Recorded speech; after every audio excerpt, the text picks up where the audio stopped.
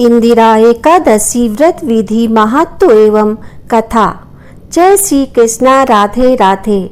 आप सभी को इंदिरा एकादशी की बहुत बहुत शुभकामनाएं। आपका दिन शुभ एवं मंगलमय हो। आप सभी पर विष्णु भगवान और माता लक्ष्मी की कृपा हमेशा बनी रहे। इस साल इंदिरा एकादशी 17 सितंबर बुधवार को मनाई जाएगी। मान्यता है कि इस दिन जगत के पालनहार भगवान विष्णु और देवी माँ लक्ष्मी की पूजा करने से जातक को सुख समृद्धि की प्राप्ति होती है। हिंदू धर्म में एकादशी का विशेष महत्व बताया गया है। साल भर में कुल 24 एकादशियां आती हैं और हर एकादशी की अपनी धार्मिक मान्यता होती है। पितृपक्ष में आने वाली एकादशी को बेहद पवित्र माना गया है। इस एकादशी को इंदिरा एकादशी कहा जाता है। मान्यता है कि इस दिन किया गया व्रत और पूजा पितरों को समर्पित होती है और उन्हें मोक्ष की प्राप्ति होती है। वैदिक पंचांग के अनुसार इस साल इंदिरा एकादशी का व्रत 17 सितंबर बुधवार को रखा जाएगा। एकादशी तिथि की शुरुआत सुबह 12:21 से होगी और इसका समापन रात 11:39 पर होगा। इस दिन व्रत रखा जाएगा और पारण अगले दिन यानी 18 सितंबर को किया जाएगा। पंचांग के अनुसार 18 सितंबर को सुबह 6:07 से 8:34 के बीच स्नान ध्यान कर पूजा पाठ के बाद व्रत खोल सकते हैं। इंदिरा एकादशी का महत्व। इंदिरा एकादशी को श्राद्ध एकादशी भी कहा जाता है। धार्मिक मान्यता है कि इस दिन व्रत रखने और तर्पण करने से जातक के पापों का नाश होता है और उनके पूर्वजों को मोक्ष की प्राप्ति होती है। ऐसा करने से साधक को सुख समृद्धि और शांति मिलती है। माना जाता है कि इस व्रत को करने वाला जातक सांसारिक सुखों का आनंद लेने के बाद अंत में वैकुंठ धाम को प्राप्त करता है। इस व्रत की पूजा विधि भी विशेष मानी गई है। प्रातः काल स्नान करके स्वच्छ वस्त्र पहने और व्रत का संकल्प लें। पितरों को याद कर उन्हें श्रद्धांजलि अर्पित करें। इसके बाद पूजा स्थल पर भगवान विष्णु की प्रतिमा स्थापित कर दीपक जलाएं। उन्हें पीले फूल और मिठाई अर्पित करें क्योंकि पीला रंग श्री हरि विष्णु को अत्यंत प्रिय है। इसके बाद पूजा सामग्री चढ़ाकर व्रत कथा सुने और अंत में विष्णु जी की आरती कर प्रसाद बांटें। पितरों की शांति और संतुष्टि के लिए इस दिन दान करना अत्यंत शुभ माना गया है। इस दिन घी, दूध, दही और अन्न का दान करने से घर में सुख समृद्धि और धन की वृद्धि होती है। साथ ही जरूरतमंदों को भोजन कराने से पितृ प्रसन्न होते हैं और परिवार पर उनका आशीर्वाद बना रहता है। आइए अब श्रवण करते हैं इंदिरा एकादशी व्रत कथा। धर्मराज युधिष्ठिर कहने लगे कि हे भगवान, अश्विन कृष्ण एकादशी का क्या नाम है? इसकी विधि तथा फल क्या है? सो कृपा करके कहिए। भगवान श्री कृष्ण कहने लगे कि इस एकादशी का नाम इंदिरा एकादशी है। यह एकादशी पापों को नष्ट करने वाली तथा पितरों को अधिगति से मुक्ति देने वाली होती है। हे राजन, ध्यान पूर्वक इस कथा को सुनो। इसके सुनने मात्र से ही वाजपेय यज्ञ का फल मिलता है। प्राचीन काल में सतयुग के समय में महिष्मती नाम की एक नगरी में इंद्रसेन नाम का एक प्रतापी राजा धर्म पूर्वक अपनी प्रजा का पालन करते हुए शासन करता था।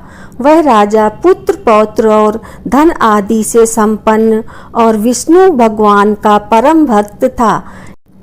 एक दिन जब राजा सुखपूर्वक अपनी सभा में बैठा था तो आकाश मार्ग से महर्षि नारद उतरकर उसकी सभा में आए। राजा उन्हें देखते ही हाथ जोड़कर खड़ा हो गया और विधि पूर्वक आसन व अर्घ दिया। सुख से बैठकर मुनि ने राजा से पूछा कि हे राजन, आपके सातों अंग कुशल पूर्वक तो हैं, तुम्हारी बुद्धि धर्म में और तुम्हारा मन विष्णु भक्ति में तो रहता है। देवर्षि नारद की ऐसी बातें सुनकर राजा ने कहा, हे महर्षि, आपकी कृपा से मेरे राज्य में सब कुशल है तथा मेरे यहाँ यज्ञ कर्मादि सुकृत हो रहे हैं। आप कृपा करके अपने आगमन का कारण कहिए। तब ऋषि कहने लगे कि हे राजन, आप आश्चर्य देने वाले मेरे वचनों को सुनो। मैं एक समय ब्रह्मलोक से यमलोक को गया। वहाँ श्रद्धा पूर्वक यमराज से पूजित होकर मैंने धर्मशील और सत्यवान धर्मराज की प्रशंसा की। उसी यमराज की सभा में महान ज्ञानी और धर्मात्मा तुम्हारे पिता को एकादशी का व्रत भंग होने के कारण देखा। उन्होंने संदेशा दिया, सो मैं तुम्हें कहता हूँ। उन्होंने कहा कि पूर्व जन्म में कोई विघ्न हो जाने के कारण मैं यमराज के निकट रह रहा हूँ। सो हे पुत्र, यदि तुम अश्विन कृष्णा इंदिरा एकादशी का व्रत मेरे निमित्त करो तो मुझे स्वर्ग की प्राप्ति हो सकती है। इतना सुनकर राजा कहने लगा कि हे महर्षि, आप इस व्रत की विधि मुझसे कहिए। नारद जी कहने लगे, अश्विन माह के कृष्ण पक्ष की दशमी के दिन प्रातः काल श्रद्धा पूर्वक स्नान आदि से निवृत्त होकर पुनः दोपहर को नदी आदि में जाकर स्नान करें। फिर श्रद्धा पूर्वक पितरों का श्राद्ध करें और एक बार भोजन करें। प्रातः काल होने पर एकादशी के दिन दातून आदि करके स्नान करें।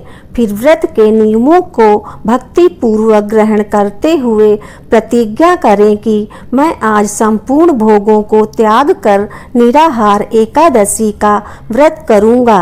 हे अच्युत, हे पुंडरीकाक्ष, मैं आपकी शरण में हूँ, आप मेरी रक्षा कीजिए। इस प्रकार नियम पूर्वक शालिग्राम की मूर्ति के आगे विधि पूर्वक श्राद्ध करके योग्य ब्राह्मणों को फलाहार का भोजन कराएं और दक्षिणा दें। पितरों के श्राद्ध से जो बच जाए उसको सूंघ कर गौ को दें तथा धूप दीप गंध पुष्प नैवेद्य आदि सब सामग्री से ऋषिकेश भगवान का पूजन करें। रात में भगवान के निकट जागरण करें। इसके पश्चात द्वादशी के दिन प्रातः काल होने पर भगवान का पूजन करके ब्राह्मणों को भोजन कराएं।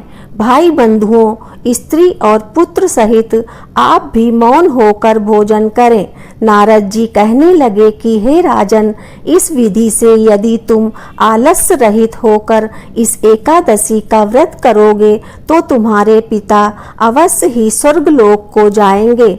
इतना कहकर नारद जी अंतर्ध्यान हो गए। नारद जी के कथन अनुसार राजा द्वारा अपने बांधुओं तथा दासों सहित व्रत करने से आकाश से पुष्प वर्षा हुई और उस राजा का पिता गरुड़ पर चढ़कर विष्णु लोक को गया। राजा इंद्रसेन भी एकादशी के व्रत के प्रभाव से निष्कंटक राज्य करके अंत में अपने पुत्र को सिंहासन पर बैठाकर स्वर्गलोक को गया। हे युधिष्ठिर, यह इंदिरा एकादशी के व्रत का महात्म मैंने तुमसे कहा। इसके पढ़ने और सुनने से मनुष्य सब पापों से छूट जाते हैं और सब प्रकार के भोगों को भोग कर वैकुंठ को प्राप्त होते हैं। इति शुभम। प्रेम से बोलिए श्री हरि विष्णु भगवान की जय। लक्ष्मी माता की जय। विष्णु भगवान की कृपा आप सब पर हमेशा बनी रहे। दोस्तों, आप श्री विष्णु जी के भक्त हैं तो कमेंट में जय श्री हरि अवश्य लिखें। वीडियो पसंद आया हो तो लाइक करें और आगे के ऐसे ही वीडियो के लिए चैनल को सब्सक्राइब अवश्य करें। धन्यवाद आपका।